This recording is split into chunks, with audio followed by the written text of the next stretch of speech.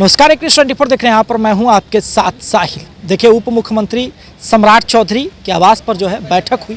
बैठक में एनडीए गठबंधन के कई बड़े नेता जो है मौजूद रहे। जी हाँ, दिलीप जायसवाल के साथ साथ धर्मेंद्र प्रधान जो कि केंद्रीय शिक्षा मंत्री हैं, विजय चौधरी के साथ साथ कई गणमान्य नेता जो हैं यहाँ मौजूद रहे। आपको बता दें कि एनडीए में सीटों को लेकर के कहीं ना कहीं कॉन्फ्लिक्ट चल रहा है। एक तरफ जहाँ चिराग पासवान नाराज चल रहे हैं, नाराज़गी कहीं ना कहीं उनकी दिखती भी है। दूसरी तरफ जहां मांझी जी नाराज चल रहे हैं, कविता के माध्यम से सीट मांग रहे हैं, तो तीसरी तरफ जो है उपेंद्र कुशवाहा कुछ नहीं बोल रहे हैं। जहां वो बयान नहीं दे रहे हैं, लेकिन जब पिछली बार उन्होंने जनजाति अपना शक्ति प्रदर्शन किया था तो उस समय उन्होंने कहा था कि मैं पहले भी चेताया था और आज भी चेता रहा हूँ और बार बार समझदार आदमी को इशारा करना नहीं पड़ता है। देखिए, स्पष्ट है चिराग पासवान को 22 सीटों का ऑफर दिया गया है, लेकिन 4 सीटों को और बढ़ाकर वो मांग कर रहे हैं और वहाँ सीटें मांग कर रहे हैं जहाँ पर उनके मजबूत कैंडिडेट्स हैं। इसको लेकर के दिल्ली में भी बैठक हुआ। चिराग पासवान के साथ साथ नित्यानंद राय दिखे।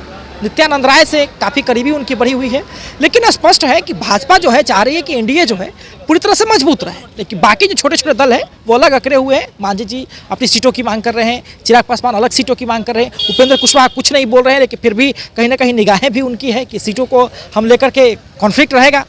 तो स्पष्ट तरीके से अब देखना दिलचस्प होगा। दिलचस्प ये होगा कि जितना भी सीट किसको कितना मिलता है, क्योंकि अगर चिराग पासवान की सीटों में बढ़ोतरी होती है तो मांझी जी को सीटें कम मिलेगी और उपेंद्र कुशवाहा को सीटें कम मिलेगी। लेकिन यदि अगर चिराग पासवान कुछ सीटें छोड़ते हैं तो फिर मांझी जी और उपेंद्र कुशवाहा पर डिपेंड करेगा कि किसको किसको सीटें मिलेगी और कहाँ कहाँ मिलेगी। जो बड़ी बात यह है कि चिराग पासवान को एक और नाराजगी इस बात को लेकर के है कि जहाँ जहाँ उनके बड़े अच्छे कैंडिडेट्स हैं, जिनका जनाधार लग रहा है कि मैं यहाँ से आंख बंद करके सीटों को निकाल लूँगा, हमारे विधायक यहाँ से जीत करके आएंगे, उन सब सीटों पर दावा ठोक रहे हैं। लेकिन बहुत होता है कि मनचाही चीज़ें जो है आपको नहीं मिल पाती है और स्पष्ट तरीके से यहाँ पर वही हो रहा है। देखिए, सम्राट चौधरी के आवास पे सम्राट चौधरी मौजूद रहे, दिलीप जायसवाल मौजूद रहे, विजय चौधरी मौजूद रहे, धर्मेंद्र प्रधान मौजूद रहे और कई बड़े नेता जो है यहाँ पर जब आवास पर बैठक चली तब एनडीए के बैठक में मौजूद रहे।